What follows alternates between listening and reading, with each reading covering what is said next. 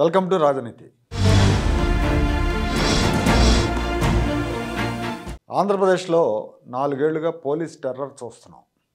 అధికార పార్టీ చేతిలో అంకుశాల్లాగా మారిన పోలీసులు ప్రత్యర్థి పార్టీ నేతలు, కార్యకర్తలను వెంటాడుతున్నారు. దాడులు చేయటం, కేసులు పెట్టడం, హింసించడం కూడా చేశారు.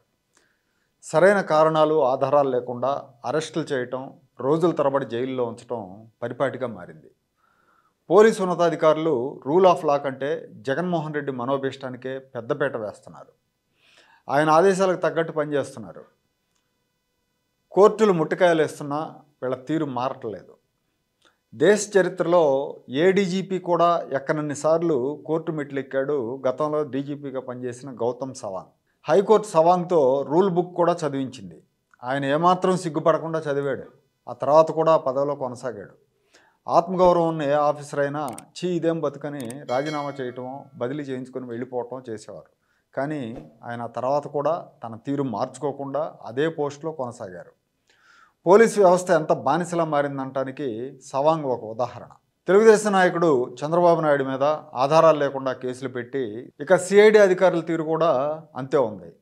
సునీల్ కుమార్ సిఐడి చీఫ్గా ఉన్నప్పటి నుంచి ఇప్పుడు సంజయ్ చీఫ్గా వచ్చే వరకు కూడా అదే తీరును నడుస్తూ ఉంది. టీడీపీ అధినేత చంద్రబాబు నాయుడు మీద ఆధారాలు లేకుండా కేసులు పెట్టి నిబంధనలకు విరుద్ధంగా సిఐడి చీఫ్ సంజయ్ ఊరూరా తిరిగి ఈ కేసుకు సంబంధించిన ప్రెస్ మీట్లు పెట్టారు. ఇంకో సిఐడి డిఐజీ ఉన్నారు, కొల్లి రఘురామరెడ్డి. ఆయన వ్యవహార శైలి కూడా వివాదాస్పదంగానే ఉంది. ఈ కేసు విషయంలో ఆయన అత్యుత్సాహం చూపించారన్న విమర్శలు వచ్చాయి. టీడీపీ నేతలను వేధించడం, కేసులు పెట్టడంలో సిఐడి రాజభక్తిని చూపిస్తూ ఉంది. చంద్రబాబు నాయుడిని అరెస్ట్ చేసిన స్కిల్ డెవలప్మెంట్ కేసులో తెలుగుదేశం పార్టీ ఆర్గనైజింగ్ సెక్రటరీ లోకేష్కు సన్నిహితుడైన కిలార్ రాజేష్ను సాక్షిగా విచారణకు పిలిచారు. విచారణకు వెళ్ళిన రాజేష్ను అక్కడ సిఐడి డిఐజీ కొల్లి రఘురామరెడ్డితో పాటు ఇంటెలిజెన్స్ చీఫ్ సీతారామాంజనేయులు కూడా విచారించారు.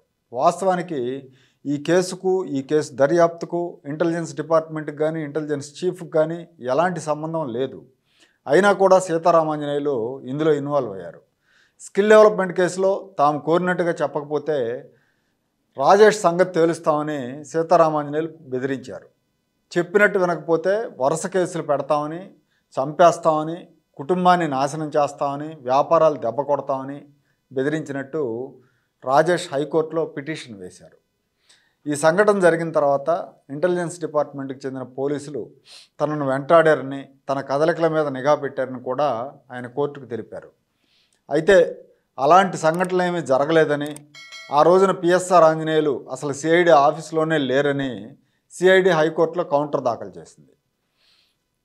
తాను పిటిషన్లో పేర్కొన్న అంశాలను సిఐడి తోసిపుచ్చుతోంది కాబట్టి తాను అక్కడికి వెళ్ళిన అక్టోబర్ 16వ తారీఖున సిఐడి ఆఫీసులో 5వ అంతస్తులో సీసీటీవీ ఫుటేజ్ను కోర్టుకు సమర్పించేలా ఆదేశాలు ఇవ్వాలని రాజేష్ కోర్టును కోరారు.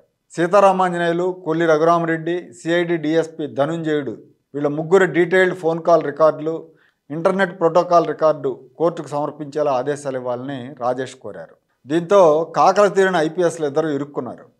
సీసీ ఫుటేజీ, కాల్ రికార్డ్స్ ఇవ్వాలని కోర్టు కోరితే వీళ్ళిద్దరూ కిలార్ రాజేష్ను బెదిరించినట్టు రుజువులు దొరికినట్టే. సీసీ ఫుటేజీ, కాల్ రికార్డ్స్ సమర్పించాలని కోర్టుకు వెళ్లడం ద్వారా రాజేష్ ఐపీఎస్ అధికారులని అడ్డంగా బుక్ చేశారు. హైకోర్టు ఈ ఆధారాలను పరిగణలోకి తీసుకుంటే ఈ అధికారులు ముగ్గురు కూడా జైలు పాలయ్యే అవకాశం ఉంది.